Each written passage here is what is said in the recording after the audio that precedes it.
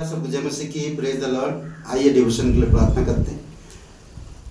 धन्यवाद देते पिता परमेश्वर इस दिन के लिए, इस समय के लिए और इस डिवोशन के लिए धन्यवाद देते। विश्वास के साथ प्रभु यीशु मसीह के नाम से तेरे दया के सिंहासन के पास आते हैं। तू करुणामय परमेश्वर, तू दया करता, तू हर एक लोगों से प्रेम करता, उनको बचाने के लिए, उनको छुड़ाने के लिए। प्रभु यीशु तेरी सामर्थ, तेरी दया, तेरी कृपा के अनुसार अगुवाई करो। यीशु मसीह के नाम से मांगते हैं, आमीन। ओके, आज हम लोग जो बात करेंगे और वो है परमेश्वर की भलाई। परमेश्वर की भलाई। परमेश्वर कहता है वचन में, मुझे चाक कर देखो कि मैं कितना भला हूँ। और भजन संहिता 100 और वचन 5 में, क्योंकि यहोवा भला है, उसकी करुणा सदा के लिए और उसकी सच्चाई पीढ़ी से पीढ़ी तक बनी रहती है।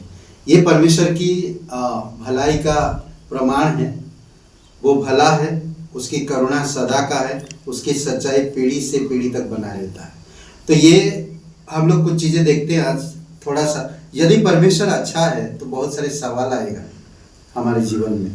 अगर परमेश्वर अगर अच्छा है तो दुर्घटनाएं, बीमारियां, गरीबी, कलेश क्यों आते हैं?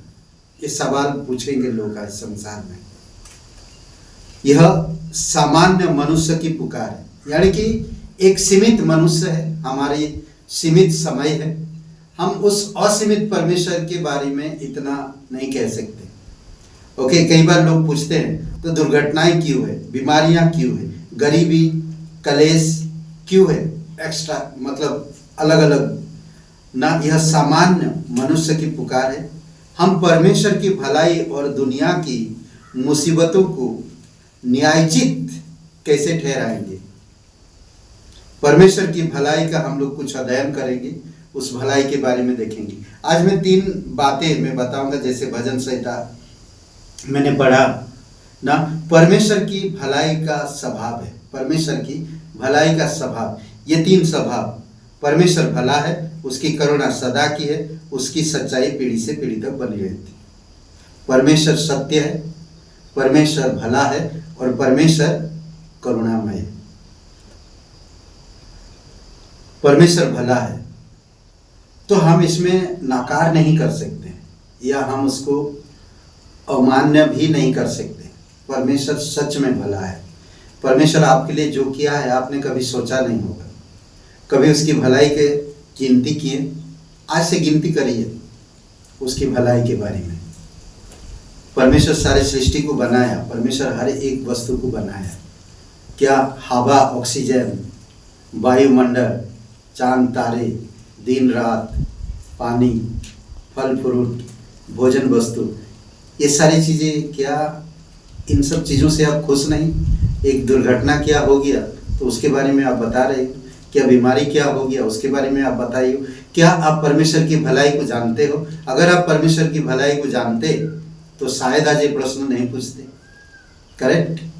क्योंकि जिस चीज़ के बारे में आप जानकारी है तो आप उसका विपरीत नहीं करोगे, उसके विरोध में काम नहीं करोगे, बल्कि उसके साथ दोगे या उसके अनुसार करोगे।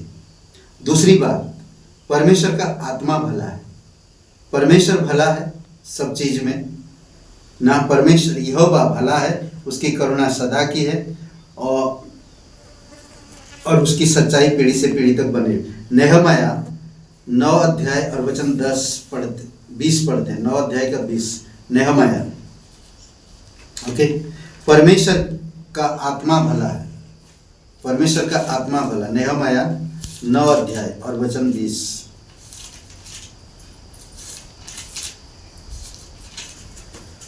ओके, वरन तूने उन्हें समझाने के लिए अपनी आत्मा को जो भला है दिया और अपना मन्ना उन्हें खिलाना ना छोड़ा और उनकी प्यास बुझाने को पानी देता रहा।